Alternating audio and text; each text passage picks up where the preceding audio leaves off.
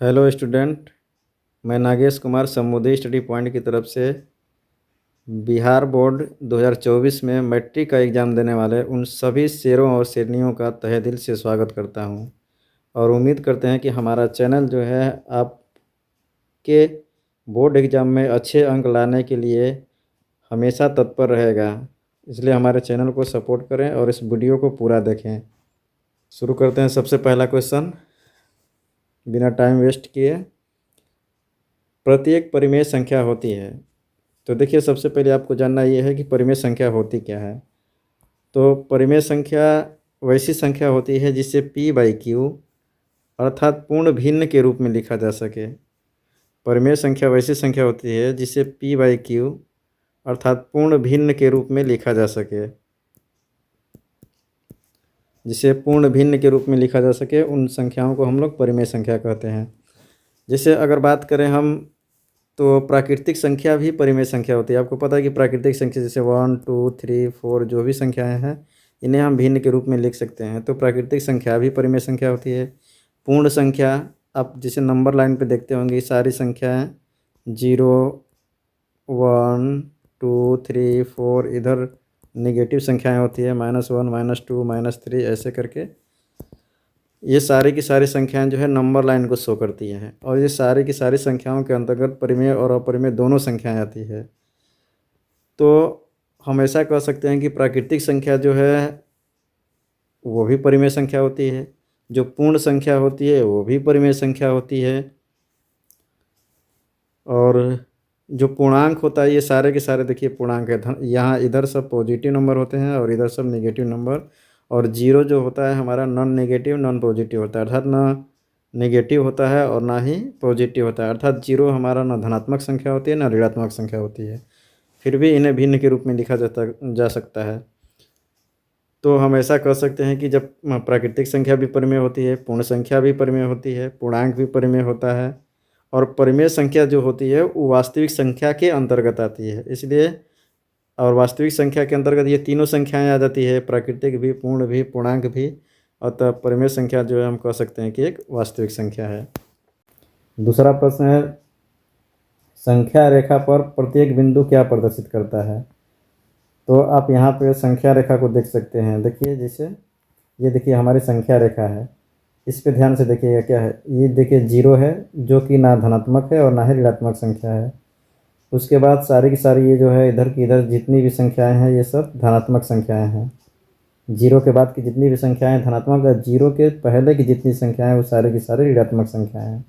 इधर सब धनात्मक संख्या और इधर सब ऋणात्मक संख्या। 0 जो है हमारा धनात्मक और ऋणात्मक दोनों में से कोई नहीं है, ना ही धनात्मक है और ना ही ऋणात्मक है, ये पूर्ण संख्या है। दूसरा क्वेश्चन है, कह रहा है कि संख्या रेखा पर क्या बिंदु जो है प्रत्येक बिंदु क्या प्रदर्शित करता है। तो आप यहाँ पे ध्यान से देखेंगे कि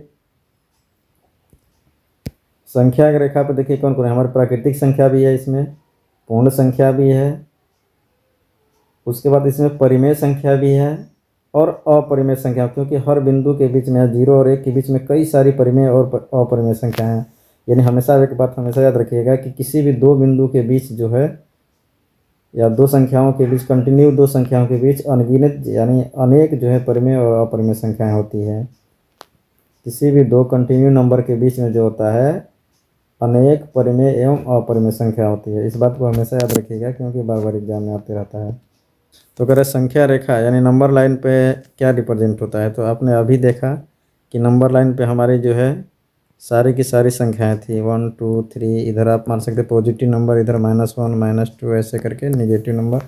तो यहाँ पे देखिए इसमें प्राकृतिक संख्या तो है ही, उसके बाद परिमेय संख्या हमने बोला कि किसी भी दो कंटिन्यू नंबर के बीच में कई सारी परिमेय और अपरिमेय संख्या होती है। तो ये बिंदु जो है परिमेय संख्या को रिप्रेजेंट करेगा, अपरिमेय को भी, प्राकृतिक को भी, और इस सारी की सारी संख्या वास्तविक संख्या के अंतर्गत आएगी। इसलिए नंबर लाइन जो है पूर्ण रूप से वास्तविक संख्या को शो करता है।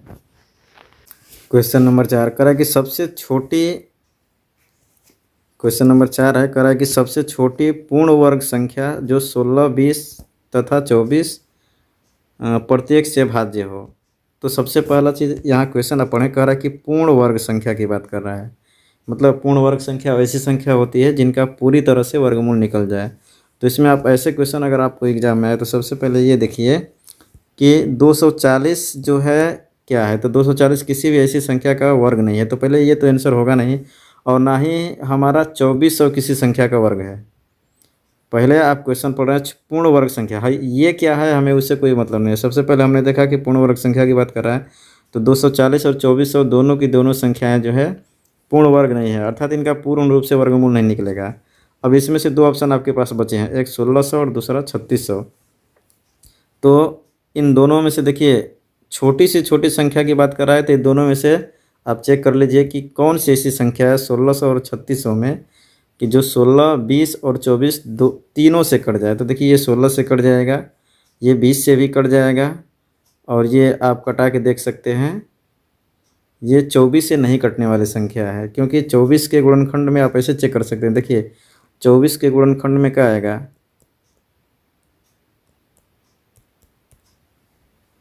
ये आएगा 2 इंटू 2 इंटू 2 इंटू 3 आएगा।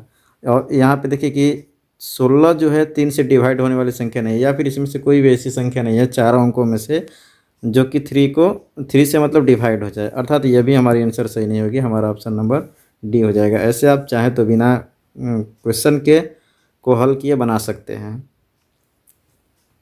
अगला क्वेश्चन है, करें कि संख्या इतना को p बाई क्यू अर्थात परिमेय संख्या के रूप में आपको लिखना है।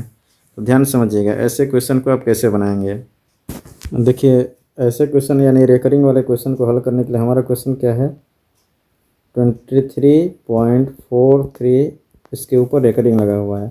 तो सबसे पहले आप इसे अलग अलग कर दें, जैसे आप यहाँ पे देखिए लिख दीजिए 23 प्लस 0.43 यहाँ पे हमारा हो सकता है, इसके ऊपर रेकरिंग है। अब हम आराम से बनाएंगे। देखिए 23 प्लस 43, आपको पता है कि रेकरिंग यहाँ पे डेसिमल के बाद जितने अंकों पे रेकरिंग होता है उतना नीचे आप यहाँ पे 9 लिख दें। फिर आप उसके बाद आराम से इसका एलसीएम निकाल लें, इसको गुणा करेंगे तो आपका आ जाएगा 77, अब प्लस ये आ जाएगा आपका 43, इसको ऐड कर देंगे तो आपका आएगा, कर देंगे 2320/99, ये आपका जो है आंसर हो जाएगा। आप आराम से देखिए, इतना याद रखिए, कभी कभी आपको ऐसा भी क्वेश्चन दे सकता है 2, 3, 4 इस पे रेकरिंग, तो ऐसे क्वेश्चन को हल करने के लिए आप यहाँ पे देखिए 2, 3, 4 आप लिख दीजिए, उसके बाद जिस संख्या पे रेकरिंग नहीं उसको माइनस कर दीजिए, फिर नीचे जो है जितने पे रेकरिंग है उतना 9 लिख दीजिए और जितने पे नहीं है उतना 0 लिख दीजिए। तो ऐसे करके आप क्वेश्चन को हल कर सकते हैं। ऐसे इस क्वेश्चन का फाइनल आंसर 2320 अर्थात 2320/99 हो जाएगा। तो इसका आंसर हो जाएगा आपका 2320/99। अगर आप चाहें तो इसे बिना हल किए भी आराम से बना सकते हैं। आपको पता है देखिए डेसिमल के बाद 2 अंक हैं, तो दशमलव के बाद 2 अंक हैं और दोनों पे रेकरिंग है, अर्थात आपको पता है कि रेकरिंग को हटाने के लिए जितने अंकों पे रेकरिंग होता है उतना नीचे 9 होता है। तो सबसे पहला आप काम क्या करेंगे कि आपको नीचे में 2 अंक चाहिए, तो ये देखिए इसमें 3 अंक है, इसमें 3 अंक है, इसमें 9 का कोई जिक्र ही नहीं किया हुआ है, इसलिए आपका ये आंसर हो गया, बिना बनाए आप मार सकते हैं। यहाँ पे करें कि 4 माइनस रूट थे क्या है, करें कि परिमेय, आपको पता है ये परिमेय संख्या किसे कहते हैं, ये परिमेय नहीं है, पूर्णांक नहीं है, इसमें से ये अपरिमेय संख्या है। करें निम्न में से कौन परिमेय संख्या है, तो आपको पता है कि जैसे परिमेय संख्या वैसी संख्या होती है जिसे पूर्ण भिन्न के रूप में लिखा जा सके। परिमेय संख्याओं में एक चीज़ और हम आपको बताना चाहेंगे कि देखिए अगर स्क्वायर रूट के अंदर हो, अगर उसका पूरा पूरा वर्गमूल निकल जाए तो भी वो परिमेय संख्या होती है। उसके बाद अगर शांत दशमलव में अगर बात करें तो दशमलव में अगर शांत दशमलव है तो भी परिमेय होगा। अगर अशांत में आवर्ती है जैसे रेकरिंग का, या डेसिमल के बाद अगर संख्या बार बार रिपीट हो तो वैसे संख्याओं को हम रेकरिंग के रूप में लिख सकते हैं, और रेकरिंग को भिन्न के रूप में लिख सकते हैं, जिसके वजह से दशमलव के बाद अशांत आवर्ती जो संख्या होती है वो भी परिमेय होती है। अशांत अनावर्ती का मतलब कि दशमलव के बाद संख्याएं तो अनंत तक जाएंगी परंतु संख्या बदल बदल कर आएंगी, यानी किसी भी संख्या का रिपीटिशन नहीं होगा उसमें, यानी पुनरावृत्ति नहीं होगी। तो इसमें आप देखिए जैसे √3 है, इसका वर्गमूल नहीं निकलेगा, ये तो अपरिमेय संख्या हो जाएगी, परिमेय तो होगी नहीं, ये भी परिमेय नहीं है, ये भी परिमेय नहीं है, ये संख्या जो है परिमेय, क्योंकि √2 से √2 कट जाएगा, आपका केवल 2 बचेगा। निम्न में से कौन सी अभाज्य संख्या है? तो अभाज्य संख्या वैसी संख्या होती है जिनका गुणनखंड केवल दो संख्याएं हो, जिसमें केवल एक हो और दूसरी वह संख्या स्वयं हो। तो वैसी संख्याओं को ही हम लोग अभाज्य संख्या कहते हैं। और देखिए हमारे एक और बात करते हैं कि सबसे छोटी जो अभाज्य संख्या होती है वो 2 होती है, और इकलौता ये ऐसी अभाज्य संख्या है जो कि सम भी होती है, और बाकी जितनी भी अभाज्य संख्याएं हैं वो सारी की सारी विषम होती हैं। तो अगर पूछे कि सबसे छोटी अभाज्य संख्या कौन है, तो 2 ऐसी अभाज्य संख्या बताइए जो सम हो, तो ये केवल 2 है। लेकिन कह रहा है कि निम्नलिखित में से कौन अभाज्य संख्या है? तो मैंने बोला ना कि अभी अवैसी अभाज्य संख्या होती है जिसका गुणनखंड केवल 1 हो और वो स्वयं संख्या हो, इसके अतिरिक्त कोई अन्य संख्या ना हो। तो आप यहाँ चेक कर सकते हैं।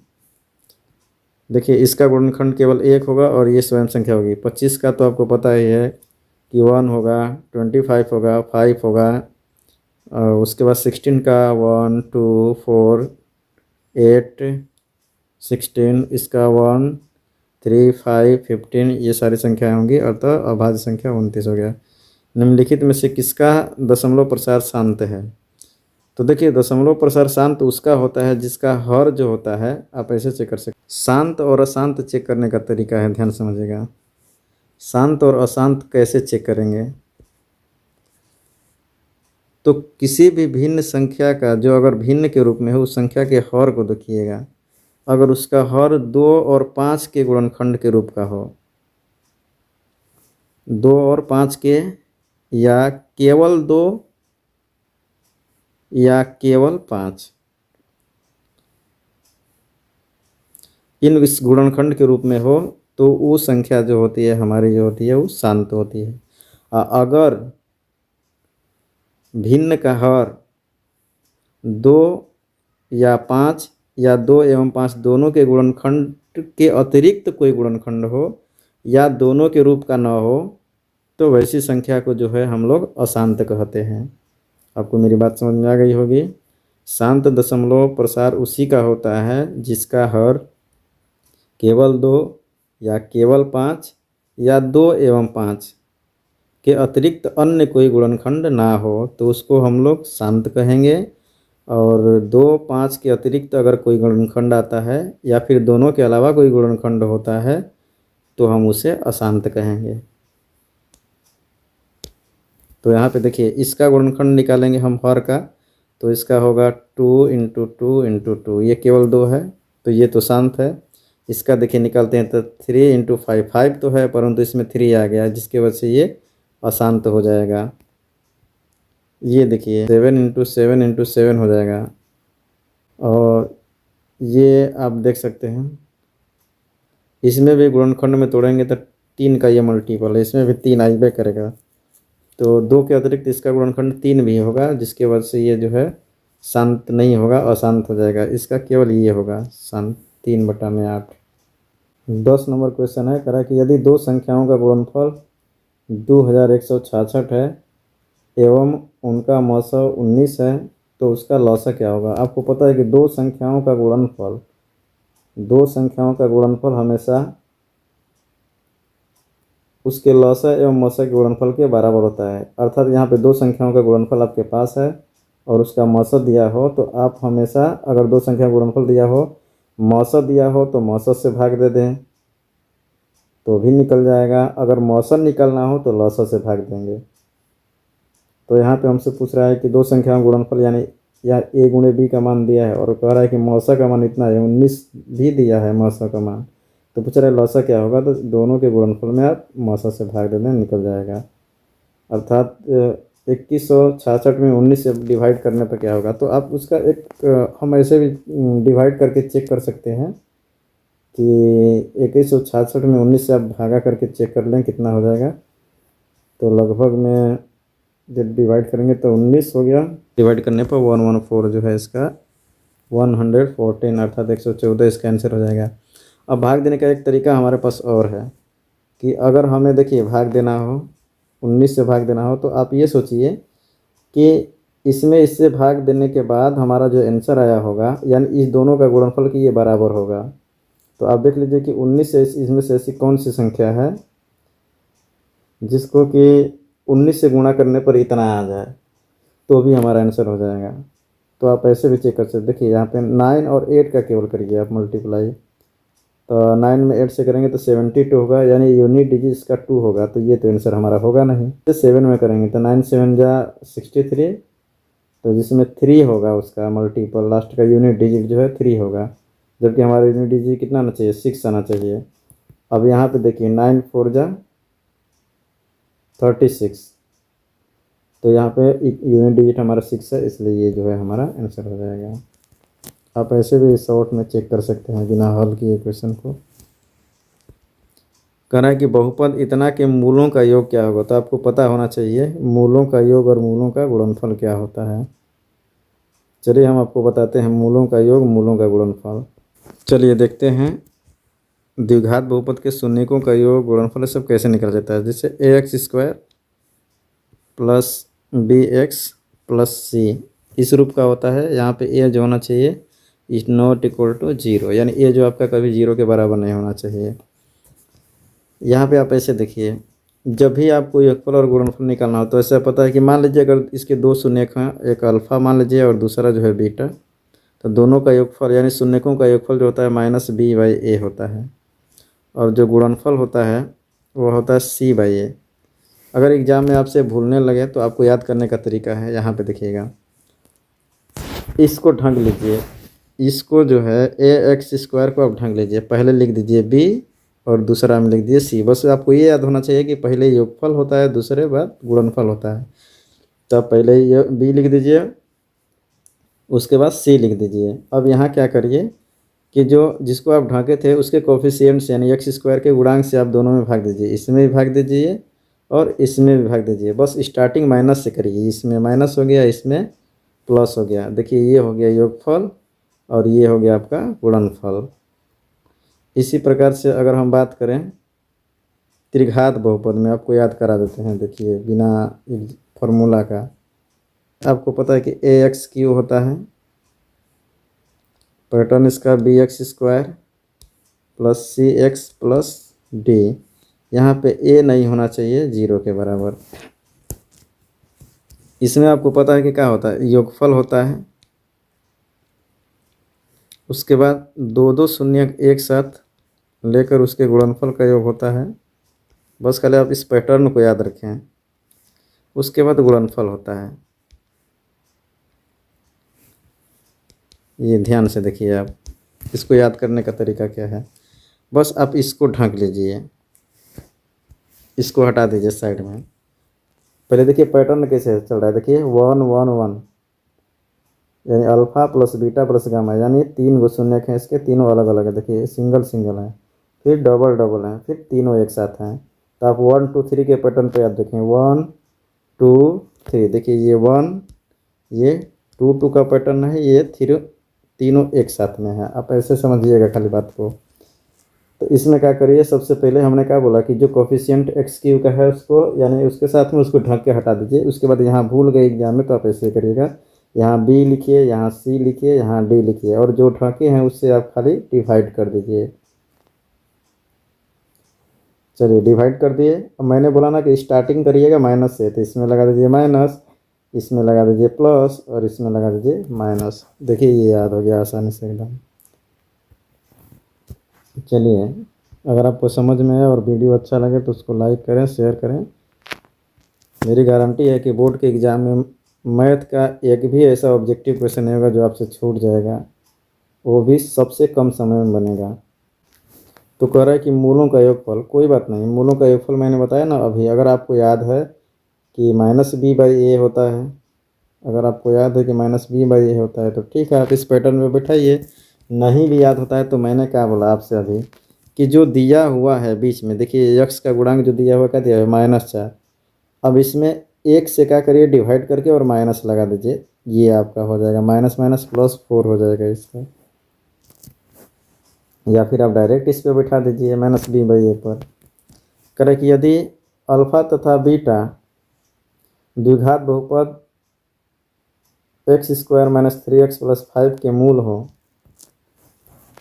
तो 1/α + 1/बीटा का मान क्या होगा। आप यहाँ पे ध्यान से देखिएगा, 1/α + 1/बीटा दिया है, तो सबसे पहले आप एलसीएम निकालिए।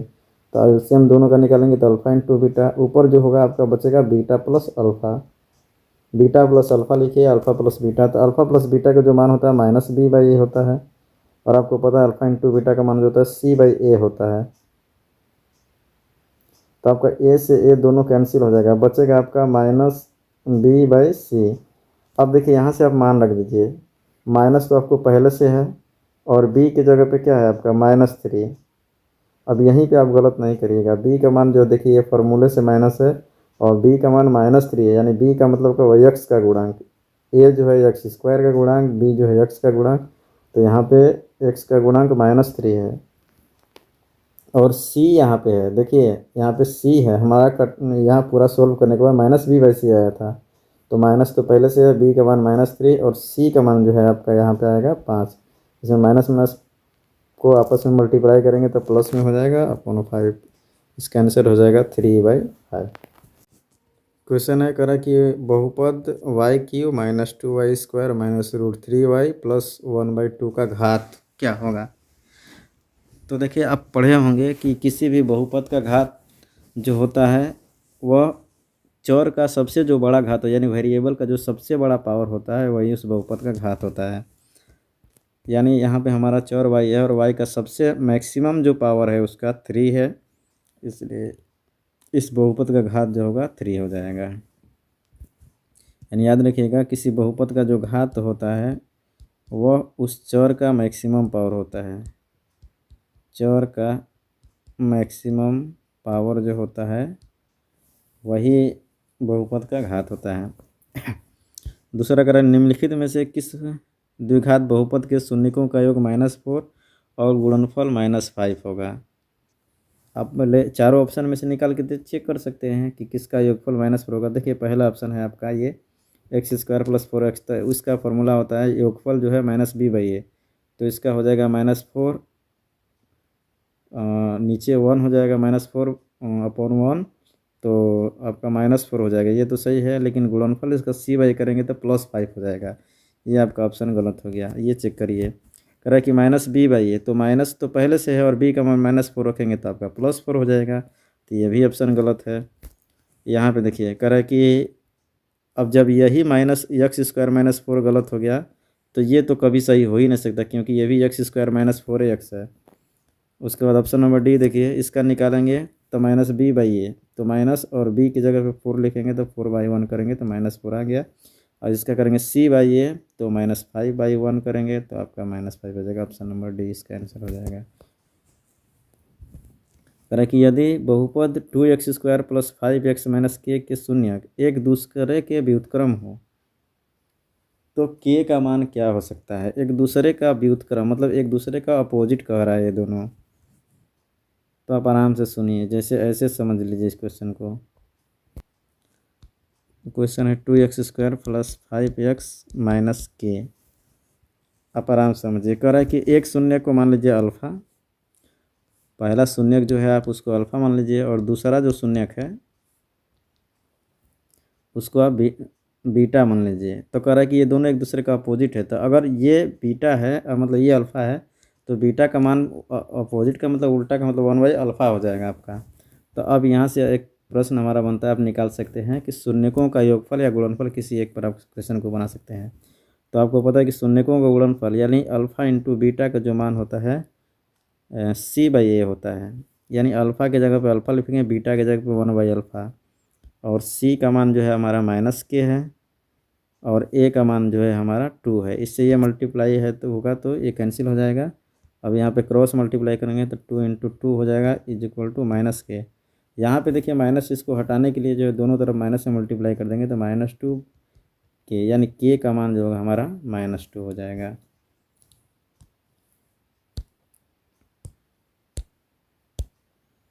k का मान जो होगा हमारा -2 हो जाएगा। नंबर 16, यदि दो चर में दो रैखिक समीकरणों के हल अनंत हों तो उनके आलेख होंगे। इस क्वेश्चन को बनाने से पहले छोटा सा हम एक थ्योरी आपको बताएंगे। आप यहाँ पे ध्यान से देखिएगा, इसमें 3 कंडीशन होते हैं, तीनों कंडीशन याद रखिएगा। अगर a1 और a2 का जो रेशियो है b1 b2 के रेशियो के बराबर ना हो तो इस समीकरण का जो हल होगा वह यूनिक हल होगा और केवल एक हल होगा। केवल एक हल या एक हल को हम अद्वितीय भी बोलते हैं, अद्वितीय हल होगा। उसके बाद अगर इसके ग्राफ की बात करें तो इसका ग्राफी निरूपण जो होगा प्रतिच्छेदी होगा, याद रखिएगा, अर्थात एक बिंदु पे काटेगा, ये प्रतिच्छेदी होगा। उसके बाद ये देखिए, जिस समीकरण का हल होता है चाहे वो एक हो या अनेक हो, वो संगत भी होता है, तो ये संगत भी होगा। इसमें 3 बात याद रखिएगा कि अगर पहले x के कोफिशिएंट का रेशियो y के कोफिशिएंट के रेशियो के बराबर ना हो, यानी a1 a2 का रेशियो b1 b2 के रेशियो के पहले ही अगर बराबर ना हो, तो आप समझिएगा कि इसका केवल एक या अद्वितीय हल होगा। इसका अगर ग्राफ की बात करें तो इसका ग्राफ प्रतिच्छेदी होगा, एक दूसरे को काटेगा, और उसके बाद ये हल जो होगा संगत होगा। अगर यही a1 और a2 का रेशियो b1 b2 के रेशियो के अगर बराबर हो जाए तो उस कंडीशन में हम c1 और c2 के रेशियो को भी चेक करते हैं। अगर ये तीनों बराबर हो जाए तो उस स्थिति में जो होता है, याद रखिएगा, इस समीकरण के जो है अनेक हल होते हैं। इसके जो हल होंगे वो अनेक हल होंगे, और हमने अभी बताया कि जिनका हल होता है चाहे एक हो या अनेक, वो हमेशा संगत होते हैं। और एक चीज़ और याद रखिए, इसका जो ग्राफी निरूपण होता है वो संपाती होता है, और इस समीकरण को हम आश्रित भी कहते हैं। तीसरा कंडीशन है कि अगर हम बात करते हैं कि हमारा ये तीनों चेक करने के बाद, ध्यान से देखिएगा, अगर हम चेक करते हैं ये तीनों आपस में बराबर हो जाए, यानी a1 a2 का रेशियो b1 b2 की रेशियो और c1 c2 तीनों का रेशियो आपस में बराबर हो जाए तो अनेक हल होगा, ये आपको पता ही है।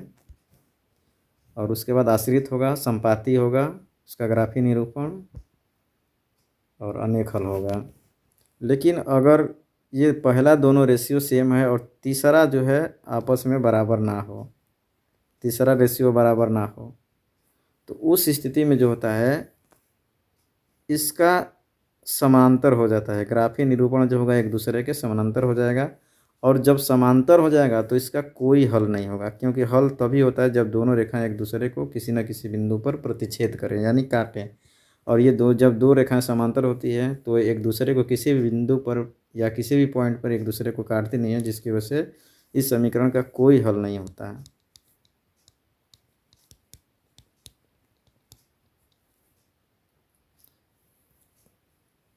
चलिए फिर अब हम बात करते हैं क्वेश्चन की।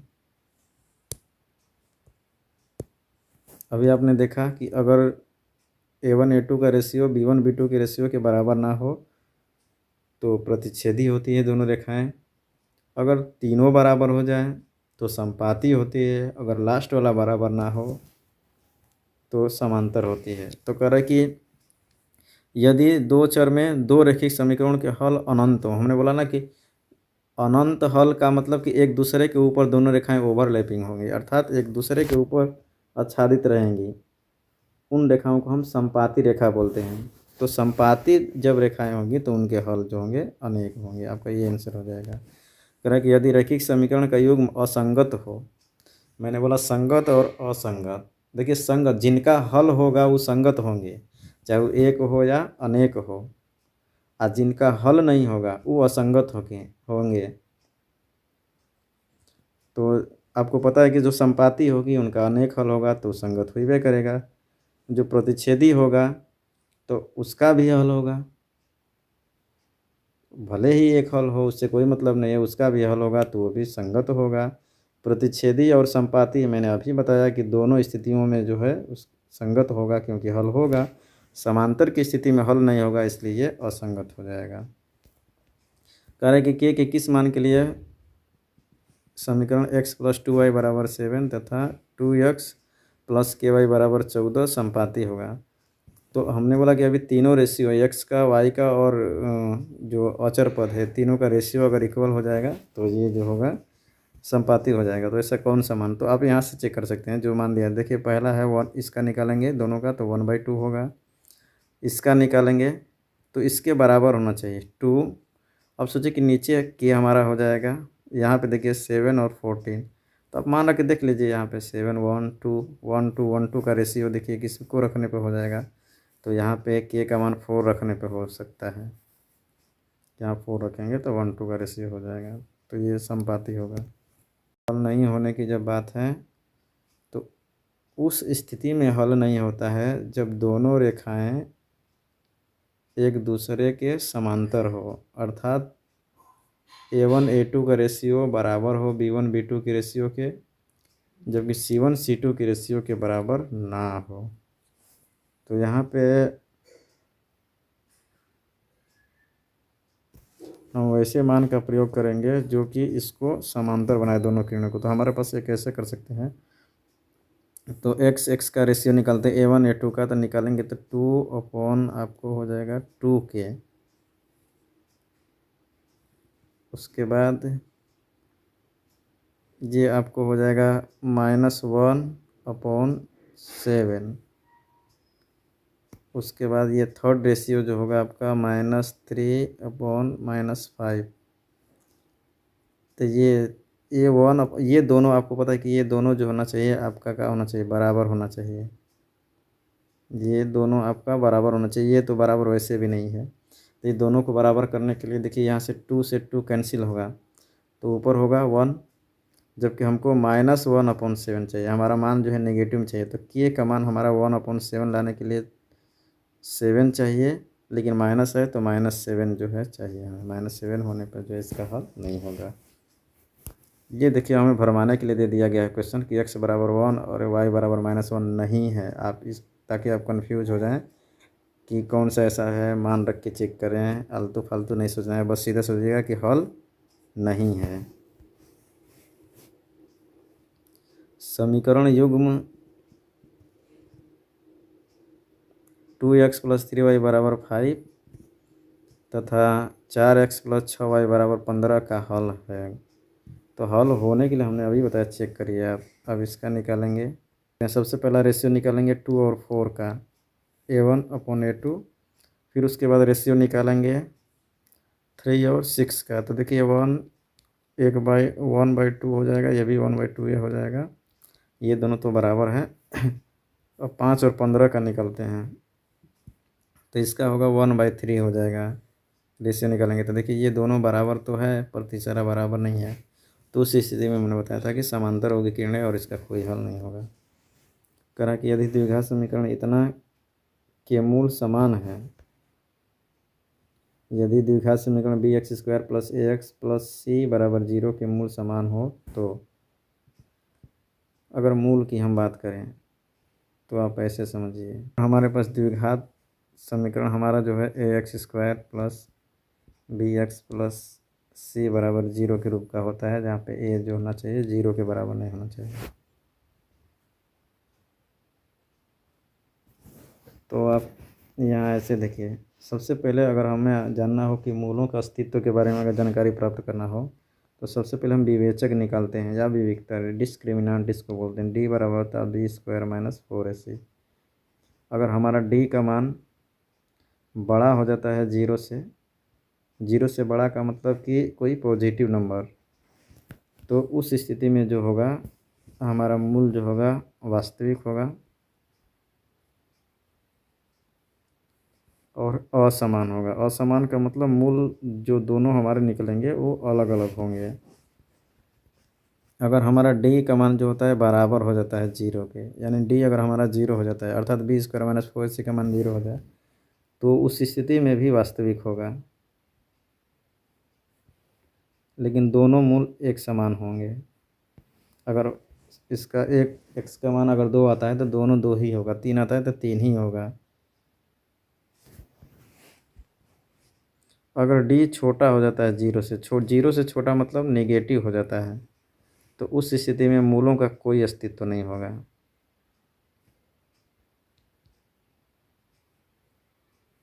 मूलों का कोई अस्तित्व नहीं होगा और मूल जो होंगे काल्पनिक होंगे। हमारा मूल जो होगा वो काल्पनिक होगा। सबसे पहला अगर डी का मान निकालेंगे हम, सबसे पहले अगर 0 से बड़ा हुआ यानी पॉजिटिव नंबर हुआ तो समझ जाइएगा कि वास्तविक और समान होगा, मूलों का अस्तित्व होगा, मूल वास्तविक और असमान होगा। अगर डी 0 के बराबर हो जाता है तो मूलों का अस्तित्व उस स्थिति में भी होगा परंतु वास्तविक और समान होगा। और डी अगर नेगेटिव हो जाता है अर्थात 0 से छोटा हो जाता है तो उसका कोई अस्तित्व मूलों का नहीं होगा और वो मूल जो होंगे काल्पनिक होंगे। अब आइए क्वेश्चन पे, कह रहा है कि इसके मूल जो है समान है। मूल समान होने का मतलब मैंने बताया कि डी का जो मान होना चाहिए वो 0 के बराबर होना चाहिए, यानी बी स्क्वायर माइनस 4ac जो होना चाहिए आपका 0 के बराबर होना चाहिए। तो ध्यान समझिएगा, यहाँ पे बी स्क्वायर माइनस 4ac की अगर हम बात करें तो हमारा ये उत्तर बहुत लोग मार देंगे, जो कि हमारा उत्तर ये गलत है। यहाँ पे देखिए इस स्थिति में अगर बी स्क्वायर माइनस 4ac की बात करें तो यहाँ पे बी की जगह पे हमारा मान जो है ए है। तो अगर हम बात करते हैं बी स्क्वायर माइनस 4ac जो होना चाहिए हमारा 0 के बराबर होना चाहिए, तो यहाँ बी की जगह पे हो गया ए स्क्वायर और माइनस 4, ए की जगह पे हमारा बी है और सी की जगह पे तो सी है, ये है। तो ए स्क्वायर माइनस 4bc जो होना चाहिए वो 0 के बराबर होना चाहिए। इसमें से कोई भी ऑप्शन नहीं है। देखिए ये दोनों ऑप्शन सेम दे दिया है, ये बी स्क्वायर और सी स्क्वायर ये दोनों तो होगा नहीं। और देखिएगा ये ध्यान जरूर दीजिएगा, अन्यथा आप याद किए कि बी स्क्वायर माइनस 4ac होता है तो आपके दिमाग में पहले ही बैठ जाएगा तो मार देंगे। आप देखिएगा कि बी स्क्वायर माइनस 4ac होता तो है, लेकिन बी के स्थान पे हमारा इसमें इस समीकरण के आधार पे आपको उत्तर देना है क्या। तो बी की जगह पे है तो ए स्क्वायर माइनस 4bc हो जाएगा, क्योंकि ए का मान यहाँ पे बी हो गया है। तो ए स्क्वायर माइनस 4bc इसमें तो किसी ऑप्शन में है नहीं, इसको आप चाहें तो सुधार सकते हैं, ये होगा ऑप्शन नंबर बी। तब होगा जब ए स्क्वायर माइनस 4bc होगा 0 के बराबर।